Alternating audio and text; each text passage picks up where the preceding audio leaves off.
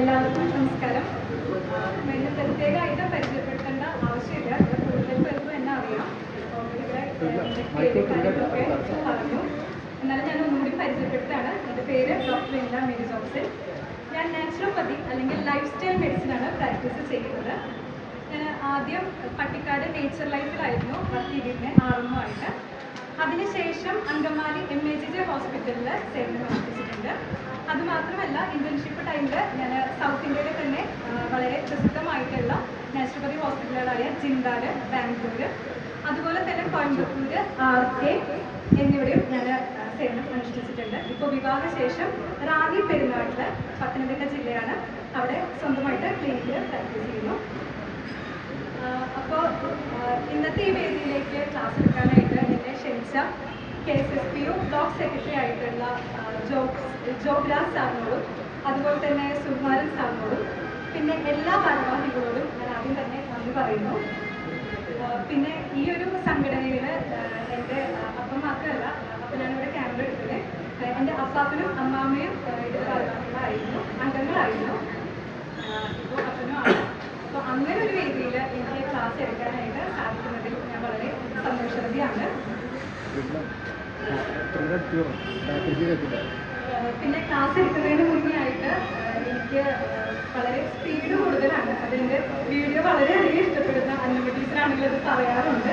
അപ്പോൾ ഞാൻ maximum speed കുറച്ച് സംസാരിക്കാനായിട്ട് ശ്രമിക്കാം. ബാക്കിലോട്ട് കേൾക്കുന്നുണ്ടെന്ന് തന്നെ ഞാൻ വിശ്വസിക്കുന്നു. അഥവാ കേൾക്കുന്നില്ലെങ്കിൽ ഒന്ന് ജസ്റ്റ് പറഞ്ഞാൽ മതി. ഒരു 60 വയസ്സിന് ശേഷം അല്ലെങ്കിൽ ഒരു സീനിയർ സിറ്റിസൺ ആയതിനു ശേഷം എങ്ങനെ നിങ്ങളുടെ ആരോഗ്യം നിലനിർത്താം? അല്ലെങ്കിൽ ഇപ്പോൾ തന്നെ നിങ്ങൾക്ക് ഒരുപാട് വാർദ്ധക്യ സംബന്ധമായിട്ടുള്ള പ്രശ്നങ്ങൾ സ്റ്റാർട്ട് ചെയ്തിട്ടുണ്ടാകും. അതിനൊക്കെ എങ്ങനെ പരിഹാരം കാണും? വളരെ ആരോഗ്യത്തോടു കൂടിയിട്ട് മുന്നോട്ട് പോകാം എന്നാണ് ഞാനിത് പറയാനായിട്ട് പോകുന്നത്. ഇപ്പോൾ സ്വാഗതത്തിൽ പറഞ്ഞ പോലെ തന്നെ 60 വയസ്സിന് മുകളിലുള്ള ആൾക്കാരെ കേന്ദ്രീകരിച്ച് പ്രവർത്തിക്കുന്ന മെഡിക്കൽ മേഖലയാണ് ജീരിയാട്രിക്സ്. നമുക്ക് നമ്മുടെ ലൈഫിൽ ഓരോരോ കാലഘട്ടങ്ങളുണ്ട്. ഇപ്പോൾ ബാല്യം, കൗമാരം, യൗവനം, വാർദ്ധക്യം. ഈ വാർദ്ധക്യത്തിൻ്റെ യൗവനത്തിൻ്റെ ഇടയിലായിട്ട് മധ്യവയസ്സ് വരുന്നത്. ഓരോ കാലഘട്ടത്തിലും അതിൻ്റേതായിട്ടുള്ള സവിശേഷതകളുണ്ട്. അതുപോലെ തന്നെ കുറച്ച് ബുദ്ധിമുട്ടുകളുണ്ട്. ഇപ്പോൾ ഒരു ബാല്യം എടുക്കാമെന്ന് വിചാരിച്ചു, നിങ്ങൾക്ക് ഒരുപാട് കളിച്ച് നടക്കാനായിട്ട് സമയമുണ്ട്. നിങ്ങൾക്ക് പഠിക്കണം, അതുപോലെ തന്നെ ഗെയിംസ് കാര്യങ്ങളൊക്കെ ആയിട്ടായിട്ട് നിങ്ങൾ നടക്കണം. അധികം റെസ്പോൺസിബിലിറ്റീസ് ഒന്നുമില്ല, ഒരുപാട് സമയമുണ്ട്, അതുപോലെ തന്നെ ആരോഗ്യമുണ്ട്. അത് നമ്മൾ എപ്പോഴും നമ്മുടെ പാരൻസ് പറയുന്നതിനനുസരിച്ച് മാത്രമേ നമുക്ക് ചെയ്യാനായിട്ട് സാധിക്കൂ. ഇനി ഒരു യൗവനം അതുപോലെ തന്നെ മധ്യവയസ്സ് എടുക്കുകയാണെങ്കിൽ നിങ്ങൾക്ക് ഒട്ടും തന്നെ സമയമില്ലാത്ത ഒരു കാലഘട്ടമാണ്. നിങ്ങൾക്ക് നിങ്ങളുടെ കരിയർ ബിൽഡ് ചെയ്യണം, അതുപോലെ തന്നെ റെസ്പോൺസിബിലിറ്റീസ് ഒരുപാടാണ്. നിങ്ങൾക്ക് നിങ്ങളുടെ പാരൻസിനെ നോക്കേണ്ടി വരും, അതുപോലെ തന്നെ കുട്ടികളുടെ പാർട്ട്ണർ, അങ്ങനെ ഒരുപാട് റെസ്പോൺസിബിലിറ്റീസ് ഉള്ള സമയമാണ് ഈ മധ്യവയസ്സ് അല്ലെങ്കിൽ ഒരു യൗവനം എന്നൊക്കെ പറയുന്നത്. നമുക്കൊക്കെ തന്നെ സമയം ഉണ്ടാവില്ല, നമുക്ക് ഇഷ്ടപ്പെട്ട കാര്യങ്ങൾ ചെയ്യാനായിട്ട് സമയം ഉണ്ടാവില്ല. എന്നാൽ വളരെയധികം ആരോഗ്യമുള്ള സമയവും നമ്മൾ ഒരുപാട് സമ്പാദിക്കുന്ന സമയം കൂടിയാണ്. ഇതുപോലൊക്കെ തന്നെയാണ് നമ്മുടെ വാർദ്ധക്യം. ഒരുപാട് നല്ല ഗുണങ്ങളുള്ള ഒരു കാലഘട്ടം കൂടിയാണ്, അതുപോലെ തന്നെ ബുദ്ധിമുട്ടുകളുള്ള കാലഘട്ടം കൂടിയാണ്. പക്ഷെ അതിൽ ഏത് ചൂസ് ചെയ്യണം എന്നുള്ളത് നിങ്ങൾ ഓരോരുത്തരെ ഡിപ്പെൻഡ് ചെയ്യും. ഇപ്പോൾ അതിൻ്റെ കുറച്ച് ഗുണങ്ങൾ എടുക്കുകയാണെങ്കിൽ നിങ്ങൾക്കിപ്പോൾ ഒരുപാട് സമയമുണ്ട്, നിങ്ങളുടെ ആരോഗ്യം നോക്കാനായിട്ട് സമയമുണ്ട്, അതുപോലെ തന്നെ നിങ്ങൾക്ക് ഇഷ്ടപ്പെട്ട പ്രവൃത്തികൾ ചെയ്യാം. വാർദ്ധക്യം എന്ന് പറയുമ്പോൾ ഒരിക്കലും ടെൻഷനായിട്ട് പേരക്കുട്ടികളെ നോക്കിയിരിക്കേണ്ട ഒരു സമയമല്ല. നിങ്ങൾക്ക് ഇഷ്ടപ്പെട്ടത് ചെയ്യാനായിട്ട് ഒരുപാട് പറ്റുന്ന ഒരു കാലഘട്ടമാണ് ഈ വാർദ്ധക്യം. വളരെ സന്തോഷത്തോടു കൂടിയിട്ട് നമുക്ക് മുന്നോട്ട് പോകാനായിട്ട് പറ്റും. നമുക്ക് ഡെയിലി എക്സസൈസ് കാര്യങ്ങൾ ചെയ്യാനായിട്ട് പറ്റും. അതുപോലെ തന്നെ ഇഷ്ടപ്പെട്ട മേഖലകൾ, ഇപ്പോൾ വായനയായിരിക്കാം, എഴുതുന്നവരാണെങ്കിൽ നിങ്ങൾക്ക് ഒരുപാട് ബുക്കുകൾ എഴുതാനായിട്ട് സാധിക്കും.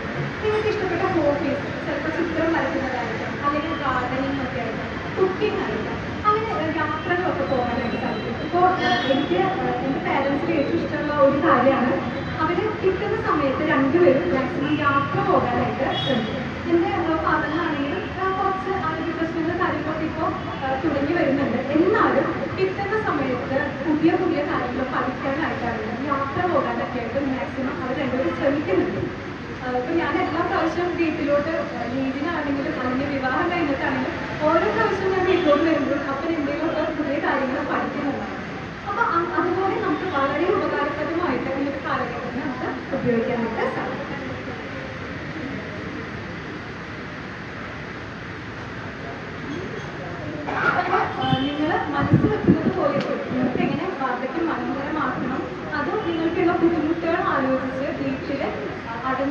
എടുക്കണോ എന്നുള്ളത് നിങ്ങളാണ് ചൂസ് ചെയ്യുന്നത്. മാക്സിമം നല്ല രീതിയിൽ ഇത് എടുക്കാനായിട്ട് ശ്രമിക്കുക, ആരോഗ്യം നിലനിർത്തി കൊണ്ടുപോകാനായിട്ട് ശ്രമിക്കുക. അപ്പോൾ ഞാൻ ആദ്യം പറഞ്ഞ പോലെ തന്നെ ഞാൻ നാച്ചുറോപ്പതിയാണ്, പ്രകൃതി ചികിത്സ ലൈഫ് സ്റ്റൈൽ മെഡിസിനാണ് പ്രാക്ടീസ് ചെയ്യുന്നത്. അധികം പേരും ഈ പ്രകൃതി ചികിത്സ ഡോക്ടേഴ്സ് എന്ന് അധികം കേട്ടിട്ടുണ്ടാവില്ല. കാരണം നമുക്ക് കേരളത്തിൽ വളരെ ചുരുക്കം ഡോക്ടേഴ്സ് മാത്രമാണ് ഉള്ളത്. ഒരു 550 താഴെയാണ് നാച്ചുറോപ്പതി ഡോക്ടേഴ്സിൻ്റെ സംഖ്യ തന്നെ. ഇന്നലെയാണ് എനിക്ക് കേരള രജിസ്ട്രേഷൻ നമ്പർ കിട്ടിയത്. അതിൽ എൻ്റെ നമ്പർ എന്ന് പറയുന്നത് 534ആണ്. ഞാൻ പഠിച്ചിറങ്ങിയിട്ട് കുറച്ചായി, ഇന്നലെയാണ് എനിക്ക് കിട്ടിയത്. അപ്പം മാക്സിമം ഒരു 550 നാച്ചുറോപ്പതി ഡോക്ടേഴ്സാണ് നമുക്കിപ്പോൾ നിലവിൽ ഉള്ളത്. ഇത് ആയുഷ് മിനിസ്ട്രിയുടെ അണ്ടറിൽ വരുന്ന ഒരു കോഴ്സാണ്. നമ്മുടെ ഹോമിയോപ്പതി ആയുർവേദം പോലൊക്കെ തന്നെയാണ്. പിന്നെ ഈ പ്രകൃതി ചികിത്സ എന്ന പേരിൽ ഒരുപാട് വ്യാജ വൈദ്യന്മാരോട് ഉള്ള ഒരു മേഖലയാണ് ഈ നാച്ചുറോപ്പതി. അപ്പോൾ അത് ഞാൻ നിങ്ങളുടെ ശ്രദ്ധയിലേക്ക് വരുത്തുകയാണ്. അവർ യൂട്യൂബിലാണെങ്കിലും ഫേസ്ബുക്കിലാണെങ്കിലും വളരെ ഫേമസ് ആയിട്ടിരിക്കുന്ന വ്യക്തികളാണ്. അപ്പോൾ പക്ഷെ അവർക്ക് ഒരു ഡോക്ടർ ഡിഗ്രി അങ്ങനത്തെ കാര്യങ്ങളില്ല. നമുക്ക് ലൈസൻസ്ഡ് ആയിട്ടുള്ള ആൾക്കാരായിരിക്കണം എന്നില്ല. അപ്പോൾ അങ്ങനെയുള്ള ഡോക്ടേഴ്സിൻ്റെ അടുത്ത് അല്ലെങ്കിൽ വൈദ്യന്മാരുടെ അടുത്ത് പോകുന്നവരാണെങ്കിൽ പ്രത്യേകം ശ്രദ്ധിക്കുക. അവർ കൊടുക്കുന്ന ട്രീറ്റ്മെൻറ്റും നമ്മുടേത് അത്ര വലിയ സാമ്യം ഉള്ള കാര്യങ്ങളല്ല. പിന്നെ നാച്ചുറോപ്പതിയുടെ അല്ലെങ്കിൽ ലൈഫ് സ്റ്റൈൽ മെഡിസിൻ്റെ ട്രീറ്റ്മെൻറ്റ് രീതി നമുക്ക് കൂടുതലായിട്ടും അസുഖങ്ങൾ വരുന്നത് നമ്മുടെ ലൈഫ് സ്റ്റൈൽ കാരണം. നമ്മൾ കഴിക്കുന്ന ഭക്ഷണത്തിലുള്ള തകരാറ് മൂലമായിരിക്കാം, അല്ലെങ്കിൽ കറക്റ്റായിട്ടുള്ള വ്യായാമം ഇല്ലാത്തത് കൊണ്ടായിരിക്കാം. ഇതുകൊണ്ടാണ് ഭൂരിഭാഗം അസുഖങ്ങളും നമുക്ക് കിട്ടുന്നത്. നമ്മുടെ ട്രീറ്റ്മെൻറ്റ് രീതിയിൽ ആ ഒരു ജീവിതശൈലി റെഡിയാക്കിയിട്ടുണ്ട്. നമ്മൾ കഴിക്കുന്ന ഭക്ഷണമായിരിക്കാം, എക്സസൈസുകൾ കാര്യങ്ങളായിരിക്കും, റൂട്ടീനായിരിക്കാം, ഇതെല്ലാം കറക്റ്റ് ചെയ്തുകൊണ്ട് മാക്സിമം മെഡിസിനുകളൊന്നും ഇല്ലാതെ തന്നെ ഈ മെഡിസിൻ കൊടുക്കേണ്ടി വരികയാണെങ്കിൽ നമുക്ക് ന്യൂട്രാസ്യൂട്ടിക്കൽസ് അല്ലെങ്കിൽ സപ്ലിമെൻറ്റ്സ് കൊടുത്ത് ഈ ഒരു അസുഖങ്ങളെ റിവേഴ്സ് ചെയ്യുകയാണ്. നമ്മൾ ഒരിക്കലും ഒരു ലക്ഷണത്തിനല്ല ട്രീറ്റ്മെൻറ്റ് കൊടുക്കുന്നത്. ഇപ്പോൾ എക്സാമ്പിളായിട്ട് പറയുകയാണെങ്കിൽ നിങ്ങൾക്കൊരു മുട്ടുവേദന ഉണ്ട് എന്ന് വിചാരിക്കുക. ആ ഒരു മുട്ടുവേദനയ്ക്കായിരിക്കില്ല നമ്മൾ ഒരിക്കലും ട്രീറ്റ്മെൻറ്റ് കൊടുക്കുക. ഈ മുട്ടുവേദന വരാനായിട്ട് ഒരു കാരണമുണ്ട്. ചിലപ്പോൾ വാദത്തിൻ്റെ പ്രശ്നമായിരിക്കാം, അല്ലെങ്കിൽ ഇൻഷുറൻസ് കാരണമായിരിക്കാം. അപ്പോൾ ആ ഒരു കാരണം കണ്ടുപിടിച്ച് അതിനാണ് നമ്മൾ ട്രീറ്റ്മെൻറ്റ് കൊടുക്കുന്നത്. പിന്നെ നാച്ചുറോപ്പതിയുടെ മെയിനായിട്ടുള്ള ലക്ഷ്യം എന്ന് പറയുന്നത് അസുഖം വരാതെ പ്രിവെൻറ്റ് ചെയ്യുക. നമുക്ക് അസുഖം വന്ന് ട്രീറ്റ്മെൻറ്റ് എടുക്കുന്നതിനേക്കാളും എത്രയോ നല്ലതാണ് ഒരു അസുഖം വരാതെ നമുക്ക് നോക്കുന്നത്. അതാണ് നമ്മുടെ ട്രീറ്റ്മെൻറ്റ് മെത്തേഡ്. ഈ നമ്മുടെ ട്രീറ്റ്മെൻറ്റുകൾ എന്ന് പറയുന്നത് മെയിനായിട്ട് ഡയറ്റ് എന്ന് പറയുന്നത് ഒരിക്കലും ഒരു പട്ടിണി കിടന്നിട്ടോ അല്ലെങ്കിൽ ഫുഡ് കംപ്ലീറ്റ് ആയിട്ടോ അവോയ്ഡ് ചെയ്തിട്ടുള്ളതല്ല. പോഷകാഹാരം നിറഞ്ഞ ഭക്ഷണം ഡെയിലി നിങ്ങളുടെ ഫുഡിന് കൊടുത്ത് ചികിത്സിക്കുന്നതാണ് ഡയറ്റ് എന്ന് പറയുന്നത്. സയൻറ്റിഫിക് ആയിട്ടുള്ള രീതിയിൽ നമ്മുടെ ശരീരത്തിന് ആവശ്യമുള്ള ഒരുപാട് കാര്യങ്ങളുണ്ട്. Protein, carbohydrate, vitamins, minerals, water, അതുപോലെയുള്ള കാര്യങ്ങൾ കറക്റ്റായിട്ട് അളവിൽ നിങ്ങളുടെ ശരീരത്തെ എത്തിച്ച് അസുഖം ഭേദമാക്കുന്ന ഒരു രീതിയാണ് ഡയറ്റ്, സയൻറ്റിഫിക് ആയിട്ടുള്ള രീതി.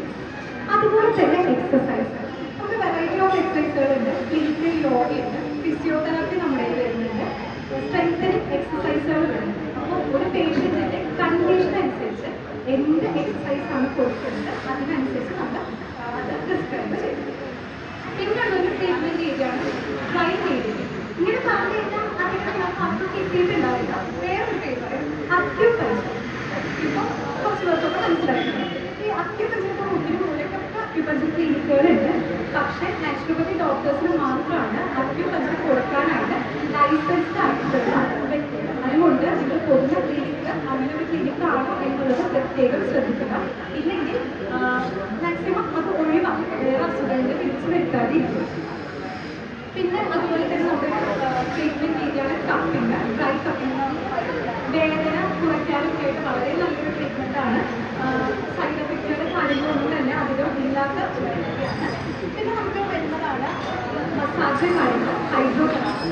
അപ്പോൾ ഇതാണ് നാച്ചുറോപ്പതിയുടെ ട്രീറ്റ്മെൻറ്റ് രീതികൾ. അതുപോലെ തന്നെ നമ്മൾ ഉപയോഗിക്കുന്ന ട്രീറ്റ്മെൻറ്റ്. ഇനി ശാരീരികമായിട്ടുള്ള ബുദ്ധിമുട്ടുകളിലോട്ട് പോകാം. വാർദ്ധക്യ സമയത്ത് നമുക്ക് ശാരീരികമായിട്ടും മാനസികമായിട്ടും ഒരുപാട് ബുദ്ധിമുട്ടുകൾ വരുന്നുണ്ടാകും. അപ്പോൾ ഇത് ഞാൻ സ്റ്റാർട്ട് ചെയ്യുന്നത് ശാരീരികമായിട്ടുള്ള ഫിസിയോളജിക്കലായിട്ടുള്ള ചേഞ്ചസുകളാണ് ഞാൻ പറയാനായിട്ട് പോകുന്നത്. അതിൽ മെയിനായിട്ട് തന്നെ മസ്കുലോ സ്കെൽറ്റൽ ആണ് ഞാൻ പറയുന്നത്. ഈ മസ്കുലോ സ്കെൽറ്റൽ എന്ന് പറയുന്നത് നമ്മുടെ ജോയിൻസ്, അതായത് നമുക്ക് ഒരു മൂവ്മെൻറ്റുകളൊക്കെ കൊടുക്കാനായിട്ട് സഹായിക്കുന്നതാണ് ഈ ജോയിൻസ്.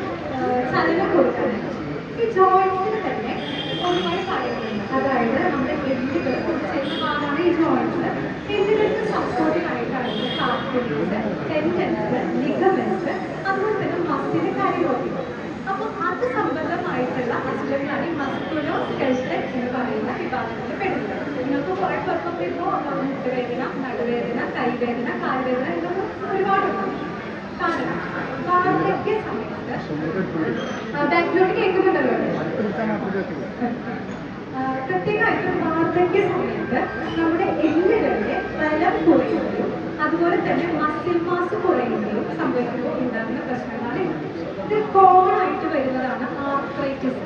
അതായത് നമ്മുടെ ജോയിൻസിനെ എഫക്ട് ചെയ്യുന്ന കോമൺ ഡിസീസാണ് ആർത്രൈറ്റിസ്, വാദം എന്ന് പറയുന്നത്. ഈ വാദത്തിൽ തന്നെ ഒരുപാട് കാറ്റഗറീസ് ഉണ്ട്. പക്ഷെ കോമൺ ആയിട്ട് കിട്ടുന്നതാണ് റുമറ്റോയ്ഡ് ആർത്രൈറ്റിസും അതുപോലെ തന്നെ ഓസ്റ്റിയോആർത്രൈറ്റിസും, സന്ധിവാതവും ആമവാതവും. Rheumatoid ആമവാതവും osteoarthritis സന്ധിവാതവും. പിന്നെ റുമറ്റോയ്ഡ് ആർത്രൈറ്റിസ് എന്ന് പറയുന്നത് നമ്മുടെ ശരീരം തന്നെ, ശരീരത്തിന്റെ ഒരു ഭാഗത്തിനെ ഒരു ശത്രുക്കളായിട്ട് കണ്ടിങ്ങനെ അറ്റാക്ക് ചെയ്യുന്നതാണ്, ഒരു മിസ്അണ്ടർസ്റ്റാൻഡിങ്ങിന് അറ്റാക്ക് ചെയ്യുന്നതാണ്.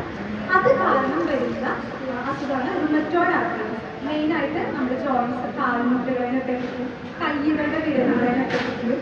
പിന്നെ ഓസ്റ്റിയോആർത്രൈറ്റിസ് അത് തേയ്മാണ്. അതായത് എല്ലുകളുടെ ബലം കുറഞ്ഞു വരുമ്പോൾ ഉണ്ടാകുന്ന പ്രശ്നമാണ് ഈ തേയ്മാനം. തേയ്മാനം ഉണ്ടാകാനായിട്ട് വേറൊരു റീസണാണ്, നമുക്ക് പണ്ടൊരു ഇഞ്ചുറി ഉണ്ടായിട്ടുണ്ടെങ്കിൽ അത് കറക്റ്റായിട്ട് ട്രീറ്റ്മെൻറ്റ് എടുക്കാണ്ട് അല്ലെങ്കിൽ ഹീലാകാനായിട്ട് സമയം കൊടുക്കാണ്ട് റെസ്റ്റ് ഒന്നും ഇല്ലാണ്ട് വീണ്ടും വീണ്ടും ആ ജോയിൻസിലോട്ട് എഫേർട്ട് വരികയും അല്ലെങ്കിൽ ഒരു പ്രഷർ കൊടുക്കുകയും ആ ജോയിൻസ് നിങ്ങൾ റിപ്പീറ്റഡ് ആയിട്ട് യൂസ് ചെയ്ത് വരുന്നതാണ് ഓസ്റ്റിയോആർത്രൈറ്റിസ്, തേയ്മാനം കാരണം വരുന്നത്. അപ്പോൾ ഇങ്ങനത്തെ അസുഖങ്ങളൊക്കെ ഉള്ളവരാണെങ്കിൽ നിങ്ങൾക്ക് ആ ഒരു എഫക്റ്റ് ചെയ്തിരിക്കുന്ന ജോയിൻസിന് വളരെയധികം പെയിൻ ഉണ്ടാകും, വേദന. അതുപോലെ തന്നെ എഫക്റ്റ് ചെയ്തിരിക്കുന്ന ഭാഗം തടിച്ച് വരാനൊക്കെ തുടങ്ങും. വളരെ അവരുടെ തൊട്ടൊക്കെ നോക്കി നല്ല ചൂടൊക്കെ ഉണ്ടാകും, ചുവന്നിരിക്കും. പിന്നെ ഉള്ളൊരു കാര്യമാണ് നീര് വെക്കുക. പ്രത്യേകമായിട്ടും നിങ്ങളുടെ കാല് ഭാഗത്തൊക്കെ എഫക്റ്റ് ചെയ്തിട്ടുണ്ടെങ്കിൽ കാലിന് നീര് വെക്കുക. അധികം നേരം നിങ്ങൾക്ക് നിൽക്കാൻ പറ്റില്ല, നടക്കാൻ പറ്റില്ല, സ്റ്റെപ്പൊന്നും പെട്ടെന്ന് കയറാനായിട്ട് പറ്റില്ല, വളരെ വേദനയുള്ള ഒരു സാഹചര്യം. അതുപോലെ തന്നെ കൂടി വരുന്നത് രാവിലെ സമയങ്ങളിൽ അല്ലെങ്കിൽ തണുപ്പുള്ള കഴിക്കുമ്പോൾ, പ്രത്യേകിച്ച് ഇനി കുറച്ച് നാൾ കഴിഞ്ഞ് കഴിഞ്ഞാൽ ഒരു നവംബർ ഡിസംബറൊക്കെ ആയിട്ട് നമ്മുടെ കാലാവസ്ഥ വീണ്ടും മാറും, തണുപ്പൊക്കെ ആകും. അപ്പോൾ ആ ഒരു സമയത്ത് വളരെയധികം വേദനയുള്ള സാഹചര്യം. അപ്പോൾ എങ്ങനെയാണ് ഈ ആർത്രൈറ്റിസ് കാര്യങ്ങൾ നമുക്ക് മാനേജ് ചെയ്ത് കൊണ്ടുപോകാനായിട്ട് സാധിക്കുക? ഫസ്റ്റ് തന്നെ ഇതുപോലെ ഒരു അസുഖം നിങ്ങൾക്ക് സ്റ്റാർട്ട് ചെയ്യുന്നുണ്ടെങ്കിൽ എത്രയും പെട്ടെന്ന് ട്രീറ്റ്മെൻറ്റുകൾ എടുത്ത് ഇത് മാനേജ് ചെയ്ത് കൊണ്ടുപോകാനായിട്ട് ശ്രമിക്കണം. ഇല്ലെങ്കിൽ നമ്മൾ ഇത് ട്രീറ്റ്മെൻറ്റ് എടുക്കാതെ വിടുമ്പോഴും ആ ഒരു സാഹചര്യം വളരെയധികം കൂടുകയും അതിനുശേഷം നിങ്ങൾ ജോയിൻസ് യൂസ് ചെയ്യാനായിട്ട് പറ്റാത്ത അവസ്ഥയിലുണ്ടാകും. ചലനങ്ങൾക്ക് നിങ്ങൾക്ക് ബുദ്ധിമുട്ടായിരിക്കും. അപ്പോൾ പയ്യെ പയ്യെ നിങ്ങൾ ആ ഒരു ഏരിയ യൂസ് ചെയ്യാതിരിക്കും. അപ്പോൾ അങ്ങനെ യൂസ് ചെയ്യാതെ വന്നു കഴിഞ്ഞാൽ എന്തുണ്ടാകും? നമുക്ക് പിന്നെ ആ ഒരു ജോയിൻറ്റ് തന്നെ നടക്കാനായിട്ടാണെങ്കിലും എന്തിനാണ് ഉപയോഗിക്കുന്ന ആ ഒരു രീതിയിലോട്ട് ഉപയോഗിക്കാൻ പറ്റാതെയാകും. പിന്നീട് കുറച്ച് നാളും കൂടി കഴിഞ്ഞ് കഴിഞ്ഞാൽ വൈകല്യത്തിലോട്ട് പോകുന്നത്. അപ്പോൾ എന്തുകൊണ്ടും ആ ഒരു വൈകല്യം വരത്തിനേക്കാളും നല്ലത് എന്ത് ചെയ്യാം? ട്രീറ്റ്മെൻറ്റ് എത്രയും പെട്ടെന്ന് നിങ്ങൾക്ക് എടുക്കുക. അതിന് വരുന്ന മെയിനായിട്ട് ട്രീറ്റ്മെൻറ്റാണ് എക്സസൈസുകൾ. അപ്പോൾ പലരും തെറ്റിദ്ധരിക്കുന്ന ഒരു കാര്യമാണ്, നമ്മൾ പറയും ഒരിക്കലും ആ ഒരു ജോയിൻസ് ഉപയോഗിക്കാതെ ഇരിക്കരുത്. ഇപ്പോൾ എക്സാമ്പിളായിട്ട് പറയുകയാണെങ്കിൽ നിങ്ങൾക്കൊരു കാറുണ്ട്. അപ്പോൾ ആ ഒരു കാറ് ഒരു 6 മാസത്തിനുള്ളിൽ യൂസ് ചെയ്യുന്നത് എന്നിട്ട് പെട്ടെന്ന് സ്റ്റാർട്ട് ചെയ്യാൻ നോക്കിക്കഴിഞ്ഞാൽ സ്റ്റാർട്ട് ആകും, എഞ്ചിന് പണിയാകും. അപ്പോൾ നമ്മൾ വർക്ക്ഷോപ്പിൽ കൊണ്ടുവരുന്നത് അതുപോലെ തന്നെയാണ് നമ്മുടെ ജോയിൻസ്. നമ്മൾ കറക്റ്റായിട്ട് അതിന് എക്സസൈസ് കാര്യങ്ങൾ കൊടുത്തില്ലെങ്കിൽ പിന്നെ അതിനെ യൂസ് ചെയ്യാനായിട്ട് പറ്റില്ല. അപ്പം കറക്റ്റായിട്ട് എക്സസൈസുകൾ ചെയ്യും. ഈ എക്സസൈസ് എന്ന് പറയുന്നത് തന്നെ ഇപ്പോൾ നടുവേദനയുള്ളൊരു ബോഡി സ്റ്റെപ്സ് കയറാനായിട്ടൊന്നും പാടില്ല, അതുപോലെ തന്നെ വെയിറ്റ് ലിഫ്റ്റ് ചെയ്യാനായിട്ട് പാടില്ല, സാധനങ്ങൾ എടുത്ത് പൊക്കുക, അങ്ങനത്തെ കാര്യമല്ല ഞാൻ പറയുന്നത്. കറക്റ്റായിട്ടുള്ള എക്സസൈസുകൾ ആ ഒരു റേഞ്ച് ഓഫ് മോഷൻ, അതായത് ചലന രീതി, ഫ്ലെക്സിബിലിറ്റി കൂട്ടാനായിട്ട് നിങ്ങളുടെ മസിൽ അല്ലെങ്കിൽ ആ ഒരു ജോയിൻസ് സ്ട്രെങ്തൻ ചെയ്യാനായിട്ടുള്ള സ്ട്രെങ്തനിങ് എക്സസൈസുകളുണ്ട്. അത് നിങ്ങളൊരു ഡോക്ടർ അടുത്ത് ചെയ്ത് കഴിഞ്ഞാൽ എവിടെയാണോ നിങ്ങൾക്ക് പ്രശ്നം അതിനനുസരിച്ചുള്ള എക്സസൈസുകൾ പറഞ്ഞു തരും. അപ്പോൾ കറക്റ്റായിട്ടുള്ള എക്സസൈസുകൾ 2 നേരം അല്ലെങ്കിൽ 1 നേരം നിങ്ങൾ ഡെയിലി പ്രാക്ടീസ് ചെയ്യുക. അതിനകത്ത് ഈ എക്സസൈസ് ചെയ്യുമ്പോൾ മെയിനായിട്ട് ആ ഒരു ഭാഗത്തേക്ക് ബ്ലഡ് സർക്കുലേഷൻ നന്നായിട്ട് കൂടുകയും അവിടെ ന്യൂട്രിയൻസ് ധാരാളം സെൽസിലോട്ട് എടുക്കുകയും അത് കാരണം പെയിൻ മാനേജ്മെന്റ്, അതായത് നിങ്ങളുടെ വേദന കുറയുകയും ചെയ്യും. പിന്നെയുള്ള കാര്യമാണ് പ്രത്യേകിച്ച് മുട്ടിനെ എഫക്റ്റ് ചെയ്തുകൊണ്ട് നിങ്ങളുടെ വെയിറ്റ് മാനേജ് ചെയ്യുക. ഒരുപാട് അമിത വണ്ണം ഉണ്ടെങ്കിൽ അല്ലെങ്കിൽ നിങ്ങളുടെ ശരീരത്തിൽ വെയിറ്റ് കൂടുതലാണെങ്കിൽ നോർമൽ BMI അല്ലെങ്കിൽ നോർമൽ ഹൈറ്റിനനുസരിച്ചുള്ള വെയിറ്റിലേക്ക് വരിക. ഇപ്പോൾ വെയിറ്റ് കൂടുതലുള്ള ആൾക്കാർക്ക് എന്ത് സംഭവിക്കുന്നത് വെച്ച് കഴിഞ്ഞാൽ അവർ കാലിനാണ് എഫക്ട് ചെയ്തിട്ടുണ്ടെങ്കിൽ സ്പൈനിനാണ് എഫക്ട് ചെയ്തിട്ടുണ്ടെങ്കിൽ അവിടെ ഒരുപാട് പ്രഷർ വരികയും ഇഞ്ചുറീസ് പെട്ടെന്ന് തന്നെ കൂടുകയും ചെയ്യും. അതുകൊണ്ടാണ് നിങ്ങളൊരു വെയിറ്റ് മാനേജ് ചെയ്യാനായിട്ട് പറയുന്നത്. പിന്നെ ഉള്ള കാര്യമാണ് ഹൈഡ്രേഷൻ, ധാരാളം വെള്ളം കുടിക്കുക. പിന്നെ നമുക്ക് ഡയറ്റ് കാര്യങ്ങൾ ചെയ്യാം. ഈ ഡയറ്റിന് ഡെയിലി നിങ്ങൾ ഒമേഗ-3 അടങ്ങിയിരിക്കുന്ന ഭക്ഷണങ്ങൾ, വിറ്റമിൻ C അടങ്ങിയിരിക്കുന്ന ഭക്ഷണങ്ങൾ, ധാരാളം ആൻറ്റി ഓക്സിഡൻസ് അടങ്ങിയിരിക്കുന്ന ഭക്ഷണങ്ങൾക്ക് കൂടുതലായിട്ട് കഴിക്കുക. ഈ അടങ്ങിയിരിക്കുന്ന ഭക്ഷണങ്ങൾ ഒമേഗ-3 അടങ്ങിയിട്ടുള്ളതാണ് നമ്മുടെ നട്ട്സുകൾ, അതായത് വാൾനട്ട് ആയിരിക്കാം, ബദാം, അണ്ടിപ്പരിപ്പ്, ഇതൊക്കെ ഡെയിലി ഒരു 6 അല്ലെങ്കിൽ 7-8 അളവിൽ എടുക്കുക. അപ്പോൾ ഞാൻ ഒരിക്കൽ വീട്ടിൽ വന്നപ്പോൾ അച്ഛനോട് പറഞ്ഞു നട്ട്സ് എടുക്കുന്നത് നല്ലതാണ്, നട്ട്സ് കഴിക്കാമെന്ന്. പിന്നെ ഞാൻ വീട്ടിലേക്ക് വരുമ്പോൾ എൻ്റെ അമ്മ പറയുന്ന ഒരു കംപ്ലൈൻ്റ് ആണ്, നിന്റെ അപ്പ സിനിമ കാണുമ്പോൾ 1/2 കിലോ കപ്പലണ്ടി അമ്മ ചേർത്തിന് കഴിക്കണം. അപ്പം അങ്ങനെ കഴിക്കാനല്ല ഞാൻ പറയുന്നത്. ഇതിൽ നിന്ന് 2 പീസ് ഒന്നില്ലെങ്കിൽ ഒരു 6 മുതൽ 8 അളവിൽ കഴിക്കണം. അങ്ങനെ 1/2 കിലോ കപ്പലണ്ടി ചേർത്തിന് കഴിക്കരുത്, അത് വേറെ പ്രശ്നങ്ങളാണ്. അപ്പം അതുകൊണ്ടാണ് ഞാൻ കൃത്യമായിട്ട് പറഞ്ഞു തരുന്നത്. വിറ്റമിൻ C അടങ്ങിയിരിക്കുന്ന ഭക്ഷണങ്ങളാണ് സിട്രസ് ഫ്രൂട്ട്, അതായത് നമുക്ക് പുളിയുള്ള പഴങ്ങൾ. ഏതൊക്കെ പുളിയുള്ള പഴങ്ങൾ? അതായത് നാരങ്ങ, ഓറഞ്ച്, ഗ്രേപ്സ്, വാട്ടർമെലനും ഇതിൽ പെട്ടത് തന്നെയാണ്. അപ്പൊ അങ്ങനത്തെ ഭക്ഷണങ്ങൾ ധാരാളം എടുക്കണം. പിന്നെ വിറ്റമിൻ ഡി എന്ന് പറയുന്നത് നമുക്ക് ഭക്ഷണത്തിനേക്കാളും നല്ലൊരു സോഴ്സാണ് സൂര്യപ്രകാശം. രാവിലെയും വൈകുന്നേരം ഇളം വെയില് കൊള്ളുക. ഡോക്ടർ വെയിൽ കൊള്ളാൻ പറഞ്ഞു അവരുടെ നട്ടപ്പാറ വെയിലത്ത് പോയിട്ട് നിൽക്കരുത്, അതിപ്പോൾ വളരെ ചൂടുള്ള കാലാവസ്ഥയാണ്. അപ്പോൾ ഇളം വെയില് ഡെയിലി ഒരു 10 മിനിറ്റ് കൊള്ളും. ഈ വിറ്റമിൻ ഡി ശരീരത്ത് കുറഞ്ഞാൽ തന്നെ നമ്മുടെ കാൽസ്യം അബ്സോർപ്ഷൻ, നമ്മുടെ എല്ലുകൾക്ക് ഏറ്റവും വേണ്ട ഒരു കാര്യമാണ് കാൽസ്യം. അപ്പോൾ വിറ്റമിൻ ഡി ശരീരത്തിലേക്ക് കാൽസ്യം കറക്റ്റായിട്ട് അബ്സോർബ് ചെയ്യണം. നമ്മൾ കാൽസ്യമുള്ള ഭക്ഷണമൊക്കെ കഴിക്കുന്നുണ്ടോ, പക്ഷെ ഇത് അബ്സോർബ് ചെയ്യണമെങ്കിൽ വിറ്റമിൻ ഡി ആണ് ശരീരത്തിന് വേണം. അതുകൊണ്ടാണ് വിറ്റമിൻ ഡിയുടെ കാര്യം എടുത്തു പറയുന്നത്. പിന്നെ കാൽസ്യം അടങ്ങിയിരിക്കുന്ന ഭക്ഷണങ്ങൾ കഴിക്കണം. കാൽസ്യം അടങ്ങിയിരിക്കുന്ന ഭക്ഷണങ്ങളാണ് തൈര്, അതുപോലെ തന്നെ മോര് കാര്യങ്ങൾ. നമ്മുടെ ഇടവേളകളിലാണെങ്കിൽ കാൽസ്യം നന്നായിട്ടുണ്ട്. ഞാൻ ഒരിക്കലും പാല് പറയുന്നില്ല, കാരണം ആർത്രൈറ്റിസ് പ്രശ്നമുള്ളവർ പാല്, അതുപോലെ തന്നെ റെഡ് മീറ്റ്, നമ്മുടെ ബീഫ്, പോർക്ക്, മട്ടൺ ഇതൊക്കെ ഞായറാഴ്ച ദിവസങ്ങളിൽ എല്ലാ ഞായറാഴ്ച കഴിക്കുന്നവരാണെങ്കിൽ മുട്ടുവേദന കാര്യങ്ങളൊക്കെ ഉണ്ടെങ്കിൽ അത് മാക്സിമം ഒഴിവാക്കുക. നമുക്ക് റെഡ് മീറ്റ് കഴിക്കാനായിട്ട് പാടില്ല. പിന്നെ ഒരുപാട് ഫാറ്റ് അടങ്ങിയിരിക്കുന്ന ഭക്ഷണങ്ങൾ. ഇപ്പോൾ വാർദ്ധക്യ സമയമാകുമ്പോഴേക്കും നിങ്ങൾക്ക് കഴിയും, അതുവരെ ആരോഗ്യമൊക്കെ നോക്കിയിരുന്ന ആൾക്കാരാണെങ്കിൽ പതിയെ മധുരമൊക്കെ കഴിക്കാനായിട്ട് നിങ്ങൾക്ക് കൊതി തോന്നും. എനിക്ക് എന്തെങ്കിലും അസുഖം ഉണ്ടെങ്കിൽ നമ്മൾ മധുരം കഴിക്കരുതെന്ന് പറയുമ്പോഴായിരിക്കും അതുവരെ കഴിക്കാത്ത ആൾക്കാരായിരിക്കും പെട്ടെന്ന് കഴിക്കണം എന്നുള്ളൊരു പ്രവണത ഉണ്ടാവില്ല. അപ്പോൾ അങ്ങനത്തെ മധുരങ്ങൾ പലഹാരങ്ങൾ ഒഴിവാക്കുക, എണ്ണയിലിട്ട് വറുത്ത ഭക്ഷണങ്ങൾ ഒഴിവാക്കുക. എല്ലാ ദിവസവും ഒരു നേരമെങ്കിലും ഇലവർഗ്ഗങ്ങൾ കഴിക്കുക. നമുക്ക് ഇലവർഗ്ഗങ്ങളൊക്കെ എളുപ്പത്തിൽ കിട്ടുന്നതാണ്. ചീരയായിരിക്കാം, തണ്ടമ്മയുടെ ഇലയായിരിക്കാം, മുരിങ്ങയിലായിരിക്കാം. മുരിങ്ങയിലൊക്കെ നമ്മുടെ പറമ്പിൽ വെറുതെ കിട്ടുന്നതാണ്. അത് നമുക്ക് സൂപ്പായിട്ട് വന്നിട്ട് കറി വെച്ച് കഴിക്കാം, അല്ലെങ്കിൽ മുട്ടത്തോരൻ്റെ കൂടെ കഴിക്കാം. അങ്ങനെ ഇലവർഗ്ഗങ്ങൾ ഒരു നേരമെങ്കിലും നിങ്ങൾ എടുക്കുക.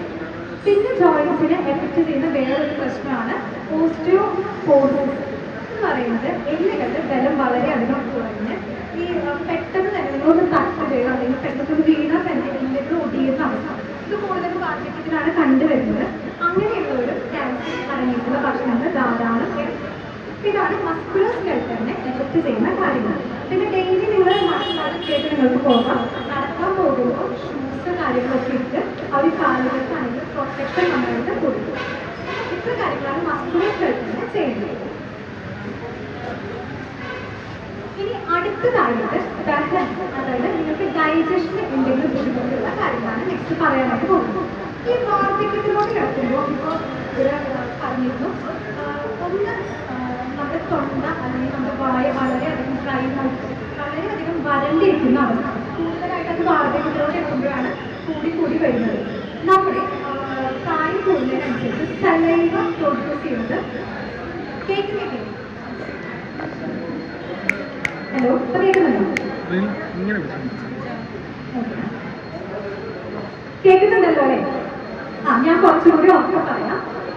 ഡ്രൈ മൗത്ത് എന്ന് പറയുന്നത് നമ്മുടെ സലൈവ, അതായത് ഉമിനീര് പ്രൊഡക്ഷൻ കുറയുമ്പോൾ വരുന്ന ഒരു അസുഖമാണ് ഡ്രൈ മൗത്ത്.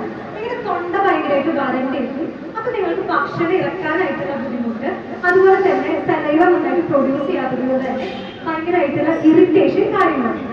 അങ്ങനെയുള്ള വ്യക്തികളാണെങ്കിൽ ധാരാളം വെള്ളം കുടിക്കുക. പ്രത്യേകിച്ച് വാർദ്ധക്യ സമയത്ത് നിങ്ങൾ ധാരാളം വെള്ളം കുടിച്ചിരിക്കുക. ഒരു 2 മുതൽ 3 ലിറ്റർ വരെയെങ്കിലും ഡെയിലി വെള്ളം കുടിക്കണം.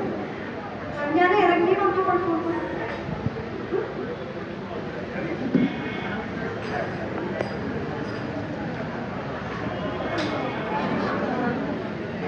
ഇപ്പൊ കേൾക്കാമോ? അപ്പൊ അങ്ങനെ വാർദ്ധക്യ സമയത്ത് ഡ്രൈ മൗത്ത് ഉള്ളവരാണെങ്കിൽ ധാരാളം വെള്ളം കുടിക്കാനായിട്ട് നോക്കുക. അതുപോലെ തന്നെ രാവിലെയും വൈകുന്നേരം ഒരു 2 നേരം ഒരു വായിൽ വെള്ളം വെച്ചിട്ട് ഒരു 5 മിനിറ്റ് പിടിച്ചുകൊണ്ടിരിക്കുക. എന്നിട്ട് നിങ്ങൾക്ക് തുപ്പിക്കളയാം. ഈ കാര്യങ്ങളൊക്കെ ചെയ്യുക. പിന്നെ സോഫ്റ്റ് ആയിട്ടുള്ള ഭക്ഷണം കഴിക്കാനായിട്ട് ശ്രമിക്കുക. എപ്പോഴും ഇങ്ങനെ ഡ്രൈ ആയിട്ടുള്ളതോ അതുപോലെ തന്നെ ചവയ്ക്കാൻ വളരെ ബുദ്ധിമുട്ടുള്ള ഭക്ഷണങ്ങൾ എടുക്കാതെ സോഫ്റ്റ് ആയിട്ടുള്ള ഭക്ഷണങ്ങൾ ഏതൊക്കെയാണ്? ഇപ്പോൾ കുറച്ചുകൂടി കുക്കിംഗ് ഇഷ്ടമുള്ളവർ ചോദിക്കാം, സോഫ്റ്റ് ആയിട്ടുള്ള ഭക്ഷണങ്ങൾ ഏതൊക്കെയാണ്?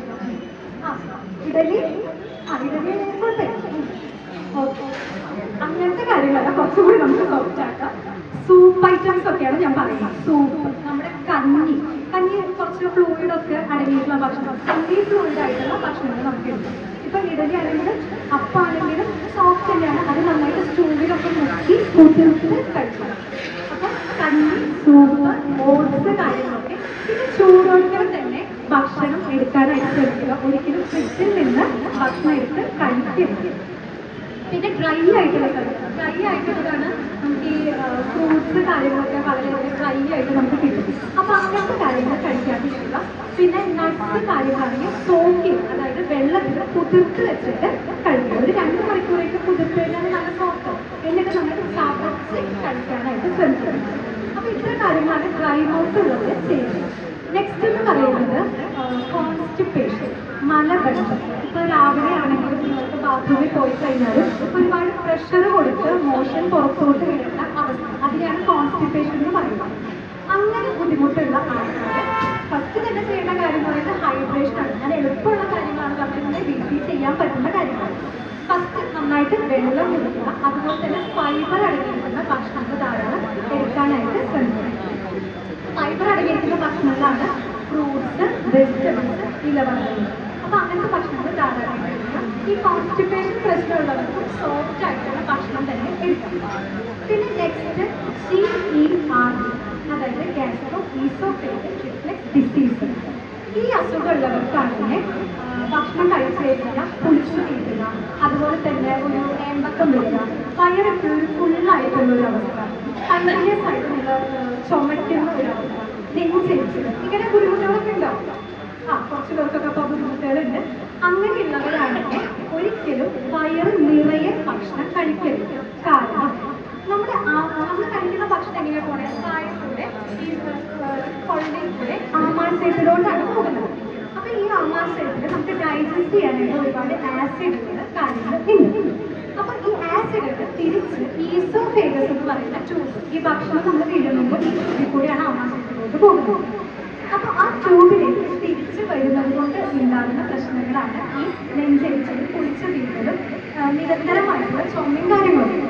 അപ്പോൾ ഒരിക്കലും വയറ് നിറയെ ഭക്ഷണം കഴിക്കുന്നതും ഒരു ചെറിയൊരു പോർഷൻ കാലിയാക്കി എടുക്കും. അപ്പൊ ഇത് തിരിച്ചു വരാതെയായിട്ട് നമുക്ക് നോക്കാനായിട്ട് പറ്റും. പിന്നെ ഭക്ഷണം കഴിച്ച ഉടനെ കിടക്കാതിരിക്കുക.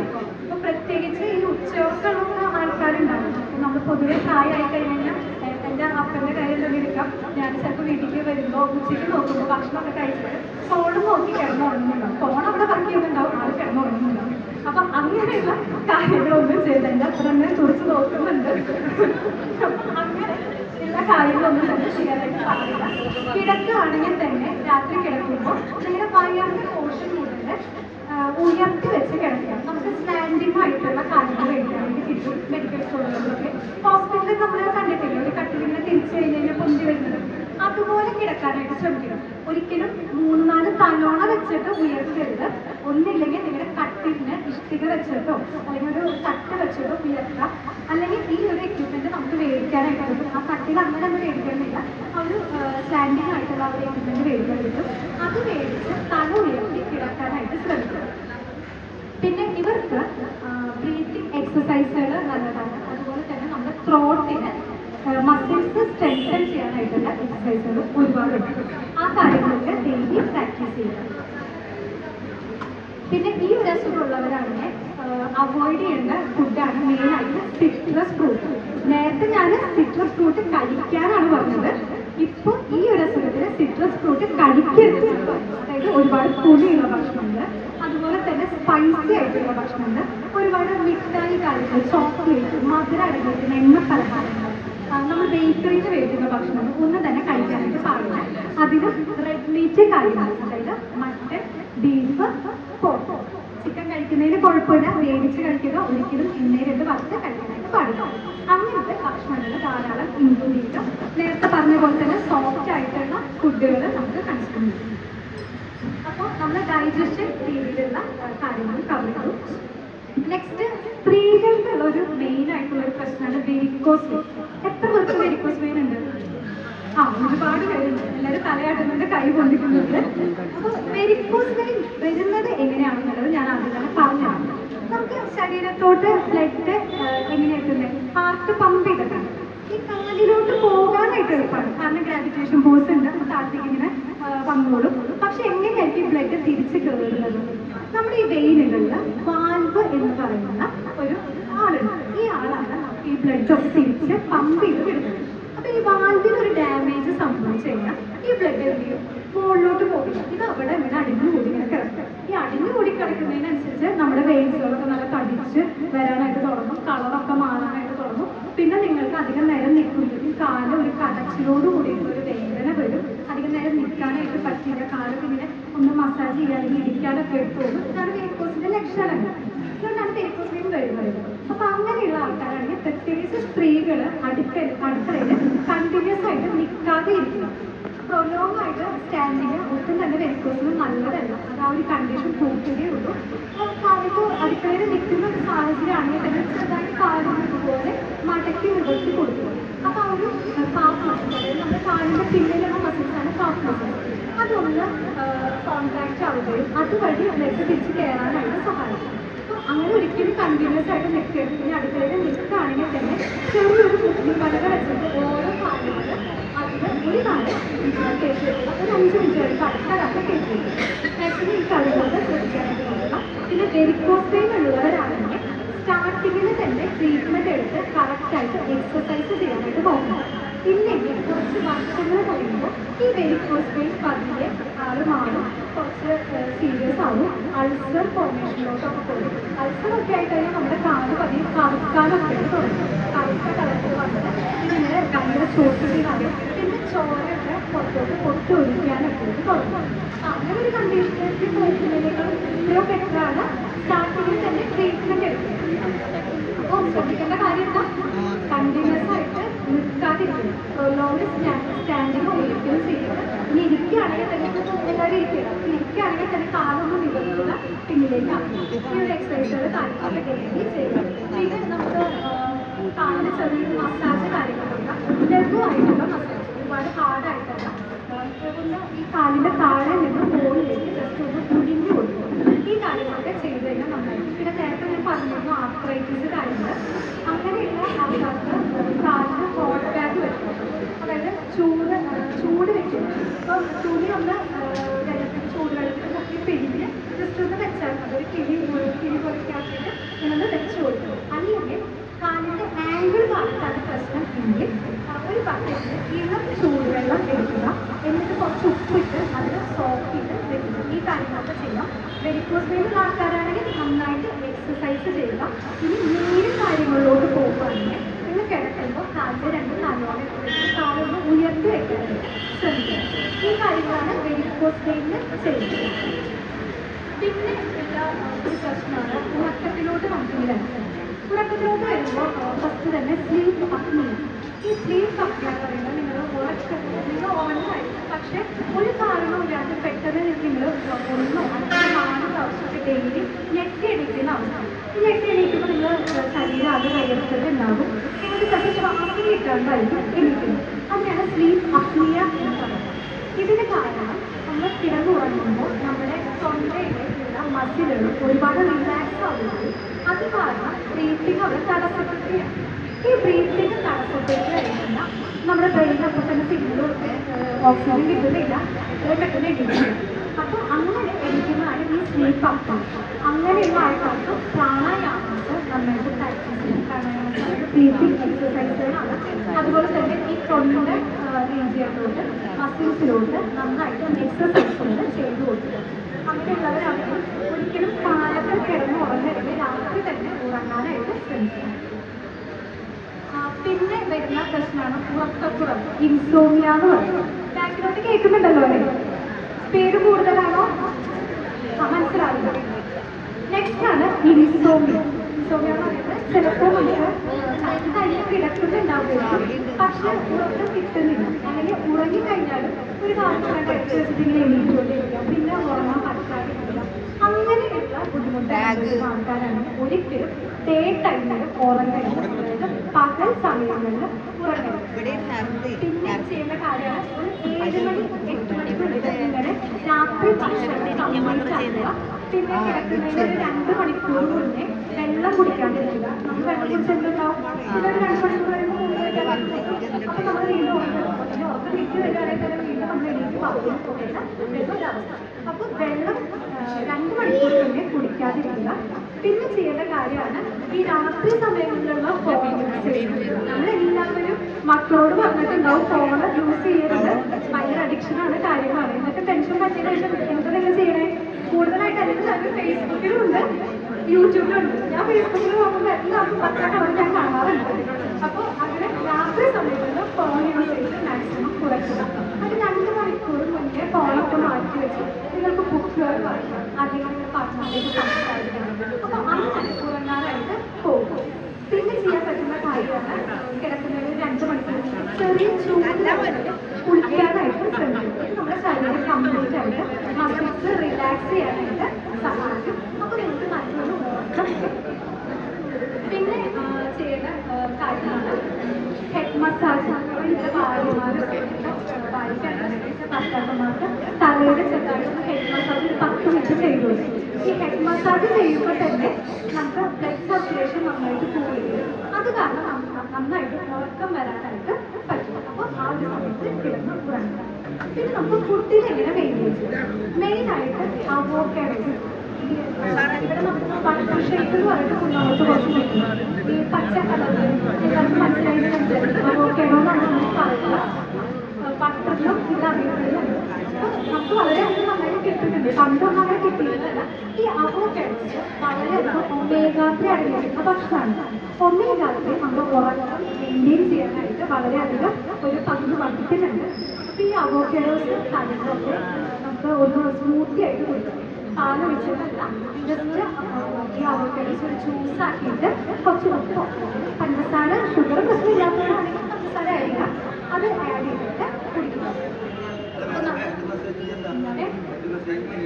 ഹെഡ് മസാജ് ജസ്റ്റ് റൗണ്ടിൽ ഒരു മസാജ്. അങ്ങനെ നമ്മൾ ഈ വിരലിന്റെ അറ്റം വെച്ചിട്ട് ഇതുപോലെ ഒന്ന് ഡെമോൺസ്ട്രേറ്റ് ചെയ്യും. സാറിന്റെ തല ചെയ്തോ?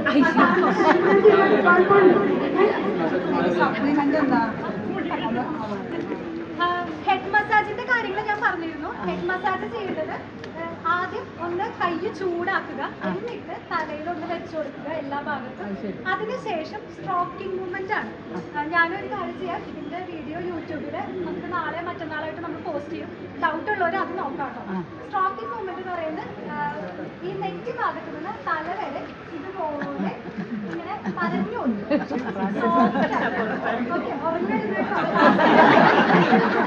ഇനി നെക്സ്റ്റ് എന്ന് പറയുന്നത് നമ്മുടെ ഈ വിരലുകളുടെ തുമ്പ് വെച്ചിട്ട് റൗണ്ട് മസാജ്. ഈ ഒരു രീതിയിൽ റൗണ്ട് മസാജ് ചെയ്യുക. അതിനുശേഷം നമ്മൾ മുടി ഒന്ന് ജസ്റ്റ് ഇങ്ങനെ വലിച്ചു കൊടുക്കുക. അപ്പോൾ ദേഷ്യം കാര്യങ്ങളുണ്ടെങ്കിൽ ഒരുപാട് വലിക്കരുത്, സോഫ്റ്റ് ആയിട്ട് വലിച്ചു കൊടുക്കുക. അതിനുശേഷം വീണ്ടും ഈ മൂവ്മെന്റ്സ് എല്ലാം ഒന്ന് റിപ്പീറ്റ് ചെയ്യുക. ഇത് 10 മിനിറ്റ് ചെയ്താൽ മതി. ഹെഡ് മസാജ് ചെയ്താൽ തന്നെ പെട്ടെന്ന് നമുക്ക് ഉറക്കം വരും.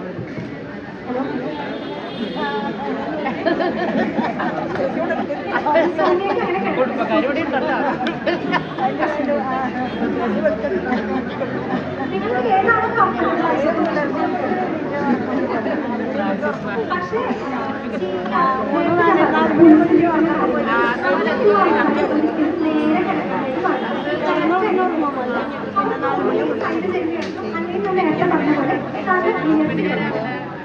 വെരിക്കോസിലുള്ളവരും കാലൊന്ന് ഉയർത്തി വെച്ച് കിടക്കാനായിട്ട് ശ്രമിക്കുക. ആ ഒരു ബ്ലഡ് തിരിച്ചു പോകാൻ വേണ്ടി. അപ്പോൾ ഇൻസോമിയ കാര്യങ്ങൾ ഞാൻ പറഞ്ഞു. ഇൻസോമിയക്ക് ഈ അവോക്കാഡോസ് ജ്യൂസ് ആയിട്ട് തന്നെ കുടിക്കണമെന്നില്ല, പകരം സാലഡായിട്ട് നിങ്ങൾക്ക് കഴിക്കാം.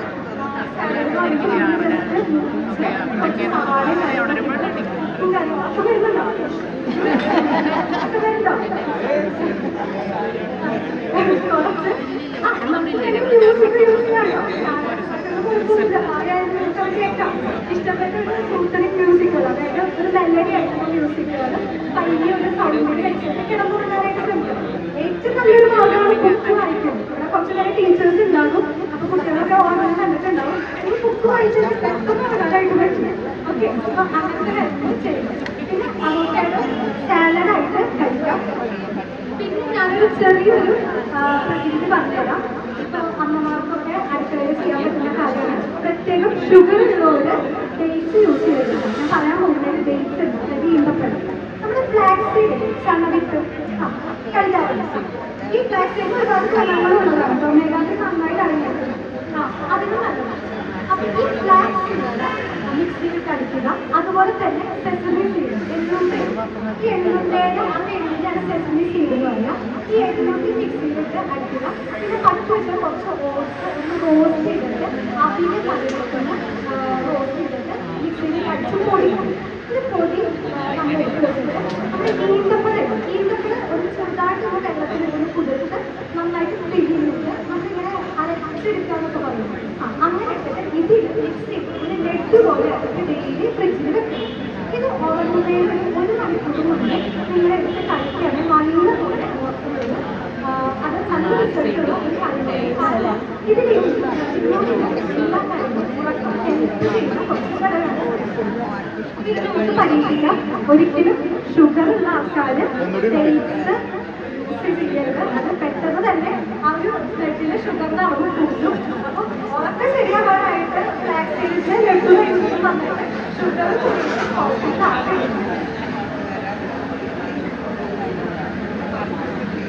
അപ്പോൾ ഞാൻ ഒന്നുകൂടി റിപ്പീറ്റ് ചെയ്യാം.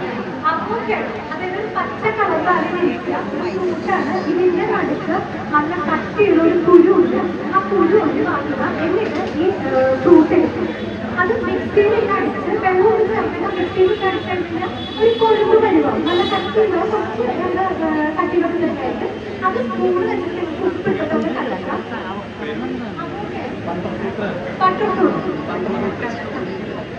ഇത് മിക്സിയിൽ അടിച്ചിട്ട് നിങ്ങൾക്ക് കുടിക്കുകയും ചെയ്യാം. അല്ലെങ്കിൽ സാലഡായിട്ട് എങ്ങനെയൊക്കെ സാലഡ് ഉണ്ടാക്കുക? ക്യാരറ്റ് കുറച്ച് അരിയുക, അവോക്കാഡോ അരിയുക, സവാള അരിയുക, കുറച്ച് ഇഞ്ചിയും വെളുത്തുള്ളിയൊക്കെ ചേർക്കുക, കുറച്ച് ഉപ്പിടുക, കുരുമുളക് ഇടുക. ഹൈപ്പർ ടെൻഷൻ ഉള്ളത് അല്ലെങ്കിൽ ബ്ലഡ് പ്രഷറുള്ള ആൾക്കാരാണ് ഉപ്പിടരുത്. അപ്പോൾ ഇതൊക്കെ കൂട്ടിയിട്ട് നമുക്ക് നൈറ്റ് ഇത് തന്നെ കഴിച്ചാൽ പോരെ. വേറെ എന്തെങ്കിലും ഭക്ഷണം വേണം, ഹെൽത്തി ആയിട്ടുള്ള ഫുഡ് കൊടുക്കും. നന്നായിട്ട് ഉറക്കവും കിട്ടും. അപ്പോൾ ഇതുപോലെ കഴിക്കാം. പിന്നെ ഞാൻ പറഞ്ഞ ലഡു ഫ്ലാക്സ് സീഡ് ചണവി നമ്മുടെ മുടിയുടെ പോലെ ഇരിക്കും. ഫ്ലാക്സ് സീഡ് ഒരുപാട് അസുഖങ്ങൾക്ക് നമുക്ക് യൂസ് ചെയ്യാം. ആർത്രൈറ്റിസ് ഉള്ള പേഷ്യൻസ് ആണെങ്കിൽ ഫ്ലാക്സ് സീഡ് ജസ്റ്റ് ഒന്ന് പൊടിച്ച് ഒരു ഗ്ലാസ് വെള്ളത്തിൽ ഇട്ടിട്ടാണെങ്കിൽ ഒരു ചെറിയൊരു സ്പൂൺ ഇട്ടിട്ടാണെങ്കിൽ നമുക്ക് കുടിക്കാനായിട്ട് പറ്റും.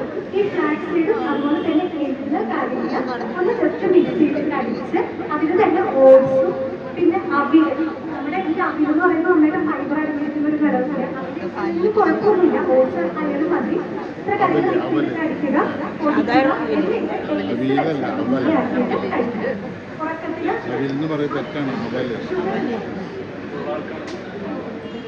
ഒരു പൊടി വെള്ളത്തിലിട്ടിട്ടാണെങ്കിൽ നമുക്ക് കഴിക്കാം. അല്ലെങ്കിൽ ചെറുതായിട്ടൊന്ന് നനച്ചിട്ട് ഒരു ഉണ്ടാക്കിയിട്ട് പെട്ടെന്ന് വായിലിട്ടാലും മതി. അങ്ങനെ കഴിക്കും, കുഴപ്പമില്ല. ഡേറ്റ്സ് ഷുഗർ ഉള്ള ആൾക്കാർ ഒട്ടും തന്നെ യൂസ് ചെയ്തിട്ടുണ്ടോ? പെട്ടെന്ന് ഷുഗർ കൂടുതൽ കാര്യമാണ് ഡേറ്റ്സ്. ഈ പറഞ്ഞ കാര്യം എല്ലാവർക്കും മനസ്സിലായെന്ന് വിചാരിക്കുന്നു. തെറ്റായിട്ട് യൂസ് ചെയ്യരുത്. ഇപ്പോൾ ഞാനീ പറയുന്നത് ഓരോരോ അസുഖങ്ങൾക്കുള്ള ട്രീറ്റ്മെന്റുകളാണ്. നിങ്ങൾക്കിപ്പോൾ ഒരു അസുഖമായിരിക്കില്ല, പല അസുഖങ്ങളുണ്ടാകും. അപ്പൊ ചില ഫുഡ് ഈ ഒരു അസുഖത്തിന് നല്ലതാണെങ്കിൽ മറ്റേ അസുഖത്തിന് നേരെ എതിരാളിയായിരിക്കും. അപ്പോൾ അതുകൊണ്ട് ഒരിക്കലും ഇതുപോലെ ഒരു അസുഖത്തിനുള്ളതാണെന്ന് വിചാരിച്ചിട്ട് കഴിക്കരുത്. ഡോക്ടറെ കൺസൾട്ടേഷൻ എടുക്കുക, നിങ്ങളുടെ കാര്യങ്ങളൊക്കെ പറയുക. അപ്പോൾ ഡോക്ടർ അതിനുള്ള കാരണങ്ങൾ കണ്ടുപിടിക്കും. അതിനനുസരിച്ചുള്ള ഡയറ്റ് കാര്യങ്ങൾ എക്സസൈസുകളൊക്കെ തരിക. അപ്പം അതും ഞാൻ ശ്രദ്ധയിൽപ്പെടുത്തുകയാണ്. അപ്പോൾ നമ്മൾ ഇൻസോമിയ പറഞ്ഞു. ഇനി നെക്സ്റ്റ് നമ്മൾ പറഞ്ഞൊരു കാര്യമാണ് ഹൈപ്പർ ടെൻഷൻ, അതായത് അമിത രക്തസമ്മർദ്ദം. ഈ അമിത രക്തസമ്മർദ്ദം ഉള്ളവരുടെ സ്ട്രെസ് കാര്യങ്ങൾ അല്ലെങ്കിൽ ടെൻഷൻ കാര്യമാണെങ്കിൽ നിങ്ങൾക്ക് ആ ഒരു സ്ട്രെസ് ടെൻഷൻ കാര്യങ്ങൾ കുറയ്ക്കാനായിട്ട് മാക്സിമം ശ്രമിക്കണം. വഴി കൂടെ പോകുന്ന പ്രശ്നങ്ങളൊന്നും എടുത്ത് തലയിൽ വയ്ക്കാതെ നല്ല സമാധാനത്തോടുകൂടിയിട്ട് മുന്നോട്ട് പോവുക. ഇനി സ്ട്രെസ് ഉള്ളവരാണെങ്കിൽ പ്രാണായാമം നമുക്ക് പ്രാക്ടീസ് ചെയ്യാം, മെഡിറ്റേഷൻ പ്രാക്ടീസ് ചെയ്യാം, അല്ലെങ്കിൽ റിലാക്സേഷൻ ടെക്നിക്കുകളുണ്ട്. അത് ചെയ്താലും ഇൻസോമിയ ഉള്ള ആൾക്കാർക്ക് നന്നായിട്ട് ഉപകാരം ലഭിക്കും. പിന്നെ മ്യൂസിക് ഇഷ്ടമുള്ളവർക്ക് പാട്ടുകൾ കേട്ട് കഴിഞ്ഞാൽ ആ ഒരു സ്ട്രെസ് കാര്യങ്ങൾ പൊതുവെ നമുക്ക് ഇഷ്ടമുള്ള കാര്യങ്ങൾ ചെയ്ത് കഴിഞ്ഞാൽ നമ്മൾ ആ ടെൻഷനുള്ള കാര്യങ്ങളൊക്കെ ഒന്ന് മനസ്സിൽ റിലാക്സ് ആണ്. പിന്നെ ഹൈപ്പർ ടെൻഷൻ എത്രവർക്കുണ്ട്? അയ്യോ, വളരെ ഹെൽത്തി ആയിട്ടുള്ള ഒരു യൂണിറ്റാണുള്ളത്. രണ്ട് മൂന്ന് പേരുണ്ട്. അപ്പോൾ ഈ ഹൈപ്പർ ടെൻഷൻ ഉള്ളത്, അതായത് അമിത രക്തസമ്മർദ്ദം ഉണ്ട്. അപ്പോൾ ഈ അമിത രക്തസമ്മർദ്ദം രാവിലെയും വൈകുന്നേരം ഞാനൊരു പ്രാണായാമമല്ല, ഒരു ബ്രീത്തിങ് എക്സസൈസ് ആണ്. സ്ട്രെയിറ്റ് ആയിട്ട് എല്ലാവരും സ്ട്രെയിറ്റ് ആയിട്ട് ഇരുന്നേക്കാം. ടീച്ചേഴ്സൊക്കെ ഉണ്ടാവും, പറഞ്ഞതായിരുന്നു. എനിക്ക് വലിയൊരു ആഗ്രഹമായിരുന്നു പഠിക്കുന്ന സമയത്ത് ടീച്ചേഴ്സ് ഇങ്ങനെ കിട്ടുന്നത്. അപ്പൊ സ്ട്രെയിറ്റ് ആയിട്ട് ഇരിക്കും. ഈ സ്ട്രെയിറ്റ് ആയിട്ട് ഇരുന്ന് എല്ലാവരും കണ്ണടച്ച് ഇനി ദീർഘശ്വാസം ഉള്ളിലേക്ക് എടുത്ത് ഒരു 2 സെക്കൻഡ് ഹോൾഡ് ചെയ്യും. അതിനുശേഷം ദീർഘശ്വാസം പുറത്തോട്ട് വയ്ക്കും. ഈ ഒരു എക്സസൈസ് ഒരു 6 തവണ രാത്രി ചെയ്യും. ഇത് ചെയ്താൽ തന്നെ നമുക്ക് ഹൈപ്പർ ടെൻഷൻ അല്ലെങ്കിൽ ആ ഒരു സ്ട്രെസ് കാര്യങ്ങൾ കുറച്ചൊക്കെ കുറയ്ക്കാനായിട്ട് സാധിക്കും. സിമ്പിളായിട്ട് എക്സസൈസ് നമുക്ക് എപ്പോഴും ചെയ്യാം. ഈ കണ്ണ് തുറന്നോട്ടെ, കണ്ണ് തുറന്നാൽ അപ്പോൾ ദീർഘശ്വാസം എടുത്ത് ഒന്ന് എടുക്കാം. ഓക്കെ, ഇപ്പോൾ പ്രാക്ടീസ് ചെയ്യുന്നവരാണെങ്കിൽ നമുക്കറിയാം അത് ഫസ്റ്റ് സ്റ്റെപ്പാണ് നിങ്ങളുടെ ആ ഒരു ടെൻഷൻ കാര്യങ്ങൾ കുറയ്ക്കാനായിട്ട്. അപ്പോൾ നിങ്ങളുടെ മക്കൾക്കും ടെൻഷൻ കാര്യങ്ങൾ എന്തെങ്കിലും കൂടുതലായിട്ടുണ്ടെങ്കിൽ അവരോട് ജോലിയുടെ പ്ലേസ് ഒന്ന് കണ്ണടച്ച് സ്ട്രെയിറ്റ് അടച്ചിരുന്ന് ഒരു ഡീപ്പ് ഇൻഫർമേഷൻ എടുക്കുക, 2 സെക്കൻഡ് ഹോൾഡ് ചെയ്യുക. അതുപോലെ തന്നെ ഡീപ്പായിട്ട് ഇപ്പോൾ ചെറുഭാഷണമൊക്കെ അറിയുന്നുണ്ടാവും. തീർച്ചയായിട്ട് ചെറുഭാഷ യോഗ കാര്യങ്ങൾ ചെയ്യുന്ന ആളാണ്, പ്രത്യേകം പറഞ്ഞു തരേണ്ട ആവശ്യമില്ല. അപ്പോൾ ഹൈപ്പർ ടെൻഷൻ ഇതുപോലെ റിലാക്സേഷൻ ടെക്നിക്കുകൾ ഒരുപാടുണ്ട്. ആ കാര്യങ്ങൾ നിങ്ങൾക്ക് പ്രാക്ടീസ് ചെയ്യാം. പിന്നെ ഹൈപ്പർ ടെൻഷനുള്ള പേഷ്യൻസ് ഒഴിവാക്കേണ്ട ഭക്ഷണമാണ് ഒരുപാട് ഫാറ്റ് അടങ്ങിയിരിക്കുന്ന ഫുഡ്. പാല് ഉൾപ്പെടുന്നുണ്ട്, നമുക്ക് തൈര് കഴിക്കുന്നതിന് പോലെ തന്നെ. പക്ഷെ പാല്, ബട്ടർ, നെയ്യ്, ക്രീം, ഇപ്പോൾ കേക്കൊക്കെ കേക്കിൻ്റെ ക്രീമൊക്കെ അതൊക്കെ പാലിനൊക്കെ തന്നെയാണ്, വിത്ത് ക്രീമാണ്. അതൊന്നും യൂസ് ചെയ്യാനായിട്ട് പാടില്ല. ബേക്കറി പലഹാരങ്ങൾ ഒഴിവാക്കുക, മൈദ കാര്യങ്ങൾ ഒഴിവാക്കുക, പിന്നെ റിഫൈൻഡ് കാർബോഹൈഡ്രേറ്റ്സ് ഒഴിവാക്കുക. ഈ ഭക്ഷണങ്ങളൊക്കെ ഒഴിവാക്കിയിട്ട് നല്ലപോലെ വെള്ളം കുടിക്കുക. പിന്നെ ഹൈപ്പർടെൻഷനുള്ള പേഷ്യൻസ് ആണെങ്കിൽ നന്നായിട്ട് പൊട്ടാസ്യം അടങ്ങിയിരിക്കുന്ന ഭക്ഷണങ്ങൾ എടുക്കുക. ഈ പൊട്ടാസ്യം നമ്മുടെ ബ്ലഡ് പ്രഷർ മെയിൻറ്റെയിൻ ചെയ്യുന്ന മെയിനായിട്ടുള്ള ഒരു ഘടകമാണ് പൊട്ടാസ്യം. പൊട്ടാസ്യം അടങ്ങിയിരിക്കുന്ന ഭക്ഷണം നമുക്ക് പറയാൻ പറ്റുമോ? പഴത്തിൽ ധാരാളം പൊട്ടാസ്യം അടങ്ങിയിട്ടുണ്ട്. കിഡ്നി റിലേറ്റഡ് ആയിട്ട് ഇഷ്യൂസ് ഉള്ളവരാണെങ്കിൽ പഴം കഴിക്കാനായിട്ട് പാടില്ല. അതുകൂടി ഞാൻ ഓർമ്മിക്കുകയാണ്. പൊട്ടാസ്യം ധാരാളം പഴത്തിലുണ്ട്. അതുപോലെ തന്നെ ഓറഞ്ച് ഭക്ഷണത്തിൽ, ഓറഞ്ച് ഫ്രൂട്ടിലുണ്ട്, ഇലവർഗ്ഗത്തിൽ ധാരാളമുണ്ട്. അപ്പോൾ ഹൈപ്പർ ടെൻഷനുള്ള പേഷ്യൻസ് ഈ കാര്യം നോക്കുക. പിന്നെ ഹൈപ്പർ ടെൻഷനുള്ള പേഷ്യൻസ് കറക്റ്റായിട്ട് വെയിറ്റ് മാനേജ് ചെയ്ത് കൊണ്ടുപോകുക. നമുക്ക് വെയിറ്റ് കൂടുതലാണെങ്കിൽ ആ വെയിറ്റ് കുറയ്ക്കണം. എക്സസൈസ് കറക്റ്റായിട്ട് ചെയ്യും. 1 അവർ നമ്മൾ ഡെയിലി എക്സസൈസ് ചെയ്തിരിക്കും. അത് സ്ലോ ആയിട്ട് നമുക്ക് സ്റ്റാർട്ടിങ് ഡെയിലി ഇവിടെ ഒരു 1 അവർ എക്സസൈസ് ചെയ്യുന്നത് എത്ര പേരുണ്ട്? ഓക്കെ, ഒരാൾ. രണ്ടാമത്തെ ആൾ 3, 4. അപ്പൊ കുറച്ച് പേര് 5, 6 കയ്യിൽ നിന്ന് കൊടുക്കുന്നുണ്ട്. അപ്പൊ ചെയ്യുന്നുണ്ടോ? അപ്പത് ഞാൻ ഇൻക്ലൂഡ് ആക്കില്ല, എനിക്കറിയാം അവസ്ഥ. അതുകൊണ്ട് ഞാൻ ഇൻക്ലൂഡ് ആക്കില്ല. എന്നാലും പൊതുവെ അപ്പൻ നന്നായിട്ട് നടക്കുന്നതൊക്കെ ഞാൻ കാണാറുണ്ട്. മാക്സിമം എക്സസൈസ് ചെയ്യാനായിട്ട് ശ്രമിക്കുന്ന ഒരാളാണ്. അപ്പൊ ഡെയിലി ഒരു 1 അവർ നിങ്ങൾ എക്സസൈസ് ചെയ്തിരിക്കണം. ഇപ്പൊ സ്റ്റാർട്ടിങ് ഒരു ഫസ്റ്റ് ഡേ എന്ന് പറയുമ്പോൾ ഒരു 10 മിനിറ്റ് നിങ്ങൾക്ക് നടക്കണം. എന്ത് എക്സസൈസ് ചെയ്യുന്നത്?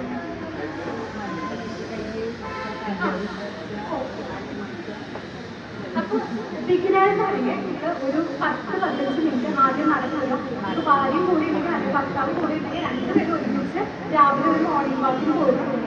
ഒന്ന് കണ്ടിട്ട് തിരിച്ചു വരാം. അപ്പോൾ തന്നെ ഒന്ന് നമ്മൾ ഹെൽത്തി ആവും. നമുക്ക് ആ ഒരു മനസ്സുകൊണ്ട് നമ്മൾ വളരെ ഹാപ്പി ആവും. ഡോപ്പാമിൻ്റെ അളവൊക്കെ വളരെയധികം കൂടും. അപ്പോൾ ഇത് ഹെൽപ്പ് ചെയ്യുന്ന ഒരു കാര്യമാണ് ഈ ഡോപ്പാമിൻ്റെ അളവ് കൂടുന്നത്.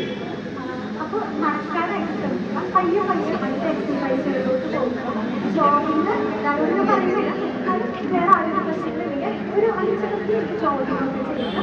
ഷൂസ് അങ്ങനത്തെ കാര്യങ്ങളൊക്കെ ഇട്ടിട്ട് വേണം നടക്കാനായിട്ട് പോകാനായിട്ട്.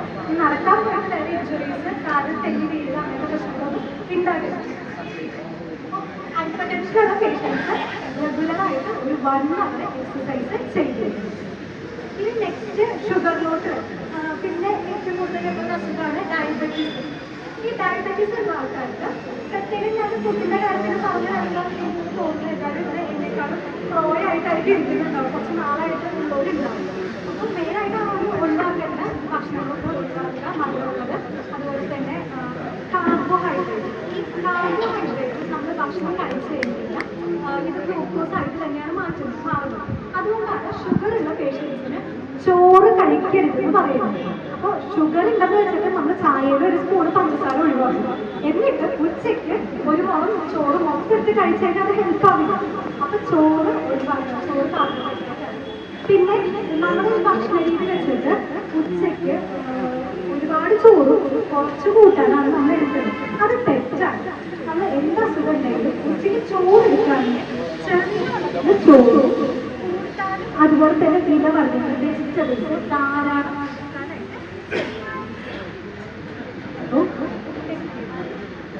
ധാരാളം എടുക്കാനായിട്ട് ശ്രമിക്കുക. പിന്നെ ഈ ഷുഗർ വരുന്നത് എങ്ങനെയാണെന്ന് വെച്ചാൽ നമ്മൾ കഴിക്കുന്ന ഭക്ഷണം ഗ്ലൂക്കോസ് ആയിട്ട് മാറുന്നത് എങ്ങനെയാണ്? എനർജി ആയിട്ട് യൂട്ടിലൈസ് ചെയ്യണം. അതായത് എനർജിക്ക് വേണ്ടിയിട്ടാണ് ഗ്ലൂക്കോസ് ആയിട്ട് മാറുന്നത്.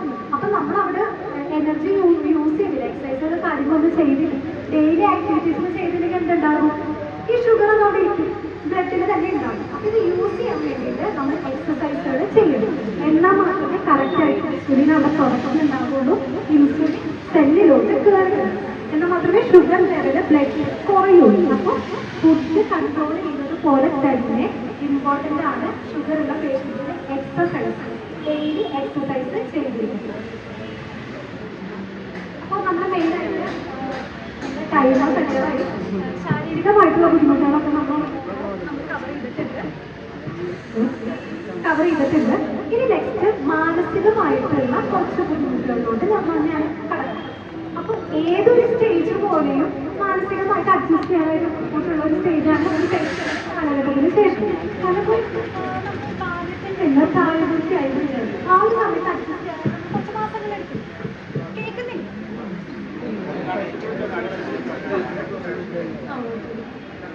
നമ്മൾ അഡ്ജസ്റ്റ് ചെയ്യാനായിട്ട് കുറച്ച് സമയമെടുക്കും. ഇപ്പോൾ ഒരു കല്യാണം കഴിഞ്ഞാലും നമ്മൾ ആ ഒരു ദാമ്പത്യ ജീവിതത്തിലോട്ട് അഡ്ജസ്റ്റ് ചെയ്യണമെങ്കിൽ കുറച്ച് ടൈം എടുക്കും. അതുപോലെ തന്നെ ഒരു അഡ്ജസ്റ്റ് ചെയ്യാനായിട്ട് ടൈം വേണ്ട കാലഘട്ടമാണ്.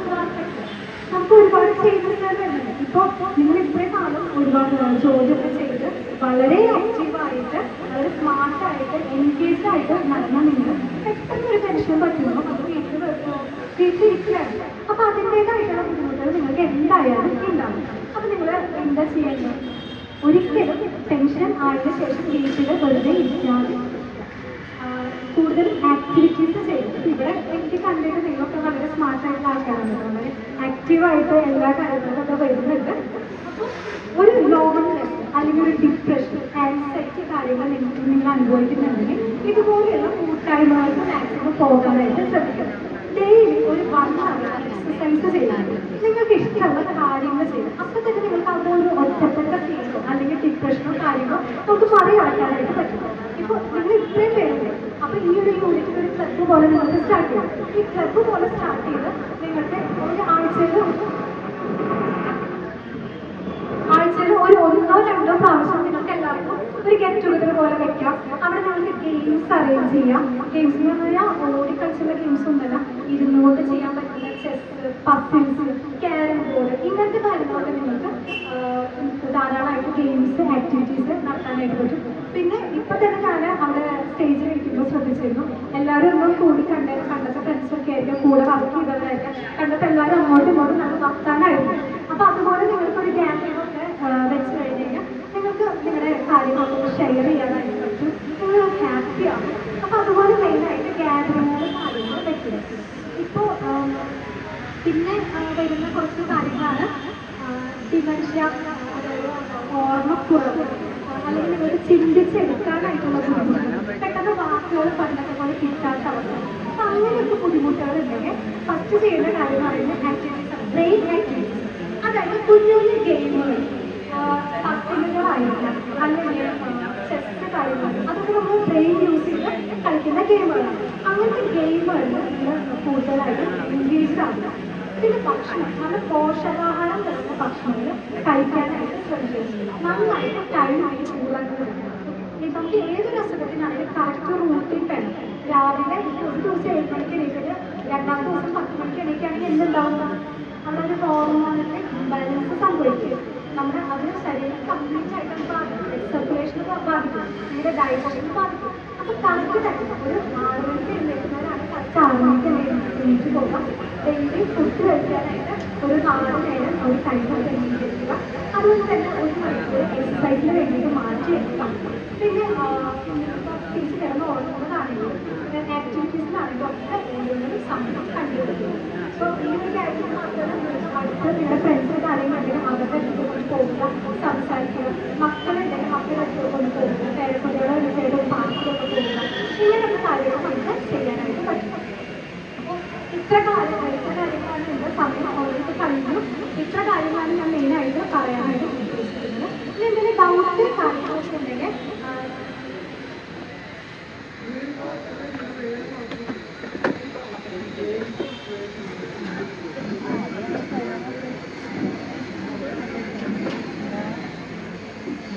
അപ്പോൾ ഒരു ഡൗട്ടാണ്, വെരിക്കോസ് വെയിൻ ഉള്ളവർ ചൂടുവെള്ളമാണോ പച്ചവെള്ളമാണോ കുളിക്കുക എന്നുള്ളത്.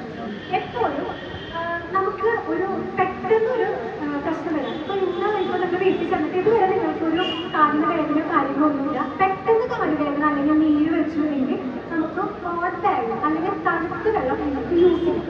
ഇത് ഇൻഫ്ലമേഷൻ കുറയ്ക്കാനായിട്ട് ഹെൽപ്പ് ചെയ്യുന്നു.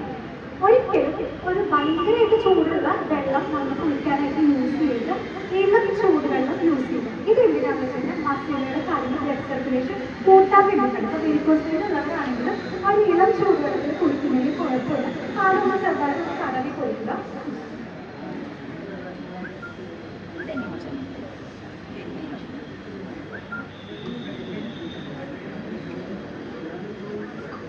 പിന്നെ പ്രൊലോഗ് ചെയ്ത്, അതായത് നിങ്ങൾക്ക് കുറച്ച് കാലമായിട്ട് വേദനയുള്ളവരാണെങ്കിൽ അല്ലെങ്കിൽ ഒരു നീരുള്ളവരാണെങ്കിൽ ഹോട്ട് ബാഗ് യൂസ് ചെയ്യുക. ഹോട്ട് ബാഗ് നമുക്ക് ഈ ഫാർമസി കാര്യങ്ങളൊക്കെ മേടിക്കാനായിട്ട് പുതിയ റബ്ബറിൻ്റെ ഒരു ബാഗാണ്. ചൂടുവെള്ളം നിറച്ചിട്ട് അത് കാര്യങ്ങൾ വെക്കും. ഇളം ചൂടുവെള്ളമാണ് കുറച്ചും കൂടി വെരിക്കോസ് കാര്യങ്ങൾക്ക് പറയുന്നത്.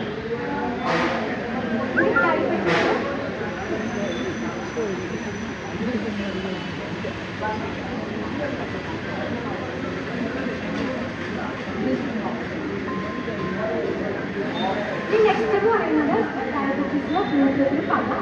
ഈ മൂത്രത്തിന് പക വരുന്നതിന് ഒരുപാട് കാരണങ്ങളുണ്ട്. ഡയബറ്റീസ് മാത്രം ആയിരിക്കണമെന്നില്ല, കിഡ്നി റിലേറ്റഡ് ആയിട്ടുള്ള ഇഷ്യൂസ് ഉള്ളവർക്ക് ഈ മൂത്രത്തിന് പക കാണും. ഡയബറ്റീസ് യൂറിന് മെയിനായിട്ട് എഫക്ട് ചെയ്യുന്നുണ്ടാകുന്ന വെച്ച് കഴിഞ്ഞാൽ ബ്ലഡ് ഷുഗർ കൂടുക. നമ്മുടെ കിഡ്നിക്ക് ഒരുപാട് തരത്തിലുള്ള ഷുഗർ നമുക്ക് എന്തായാലും പുറം തള്ളിയാൻ പറ്റും കിഡ്നി. അപ്പോൾ കിഡ്നി എന്ത് ചെയ്യുന്നത് ഫിൽറ്റർ ചെയ്ത് അപ്പോൾ പുറം തള്ളാനായിട്ട് നമുക്ക് വാട്ടർ ആവശ്യമുണ്ട്. ഈ വാട്ടറിനോട് കിഡ്നി ഫിൽറ്റർ ചെയ്ത് യൂറിനായിട്ടാണ് പോകുന്നത്. അപ്പോൾ അത് നമുക്ക് വെള്ളം വേണം. അതുകൊണ്ടാണ് ഡയബറ്റീസ് ഫിൽറ്റർ വയ്ക്കാനായിട്ട് പോകേണ്ടി വരുന്നത്. അപ്പോൾ അതുകൊണ്ടാണ് ഈ മൂത്രത്തിൽ പല കാര്യങ്ങളൊക്കെ കണ്ടുവരുന്നത്. മെയിനായിട്ട് അവർക്ക് ഷുഗർ ലെവൽ കുറയ്ക്കാതെ നമുക്ക് ഒന്നും ചെയ്യാനായിട്ട് പറ്റില്ല. പിന്നെ എന്തെങ്കിലും കാര്യങ്ങളുണ്ടോ എന്നറിയാൻ നമുക്ക് ഡീറ്റെയിൽ ആയിട്ട് കൺസൾട്ടേഷൻ എടുക്കണം. നമുക്ക് വേറെ എന്തെങ്കിലും രോഗങ്ങളോ ലക്ഷണങ്ങളോ ഉണ്ടെന്ന് അറിയാൻ പറ്റും. അപ്പോൾ ഇന്നത്തെ ഈ ടോപ്പിലൂടെ നമുക്ക് ഒരുപാട് കാര്യങ്ങൾ മനസ്സിലായി എന്ന് തന്നെ ഞാൻ വിശ്വസിക്കുന്നു. നമ്മൾ നാളെ ഫ്രീ കൺസൾട്ടേഷൻ നമ്മൾ സെറ്റായിട്ടുള്ള ഒരു ക്യാമ്പ് ഞങ്ങൾ സംഘടിപ്പിക്കുന്നുണ്ട്. അത് കുന്നോളത്ത് ഞങ്ങളുടെ വീട്ടിൽ വെച്ചിട്ട് തന്നെയാണ് നമ്മുടെ വീട്. ഈ YMCയുടെ തൊട്ടടുത്ത് തന്നെയാണ്. അപ്പോൾ അവിടെ വരികയാണെങ്കിൽ ഇതിന് ആവശ്യമുള്ളവർക്ക് ട്രീറ്റ്മെൻറ്റുകളുടെ കാര്യങ്ങൾ ഞങ്ങൾ പറഞ്ഞു തരാം. നാളെ ഒരു 10 മണിക്ക് ശേഷം വരാവുന്നതാണ്. പിന്നെ ഇപ്പോൾ ഈ പറഞ്ഞ കാര്യങ്ങൾ മാക്സിമം ചെയ്യാനായിട്ട് നോക്കുക. ഇനി എന്തെങ്കിലും ഡൗട്ട് കാര്യങ്ങളുണ്ടെങ്കിൽ നമ്മൾ യൂട്യൂബ് ചാനലുണ്ട്, ആയുർജൻ ബൈ ഡോക്ടർ ഇല്ലാന്നാണ് യൂട്യൂബ് ചാനലിൻ്റെ പേര്. പിന്നെ അതുപോലെ തന്നെ നമുക്ക് ഫേസ്ബുക്കിൽ നമ്മൾ വീഡിയോസ് ഇടുന്നുണ്ട്. ഒരുപാട് അസുഖങ്ങളെ പറ്റിയിട്ട് അതിന് എന്തൊക്കെ ചെയ്യണം, വരാനായിട്ടുള്ള കാരണങ്ങൾ എന്തൊക്കെ ലക്ഷണങ്ങളാണെന്നുള്ളത് നമ്മൾ ആ ഒരു യൂട്യൂബ് ചാനലിലും ഫേസ്ബുക്കിലും ഇൻസ്റ്റാഗ്രാമിലും ഇടുന്നുണ്ട്. അപ്പോൾ നിങ്ങൾക്ക് അത് പോയിട്ട് കാണാം. ആയുർജൻ ബൈ ഡോക്ടർ AYUR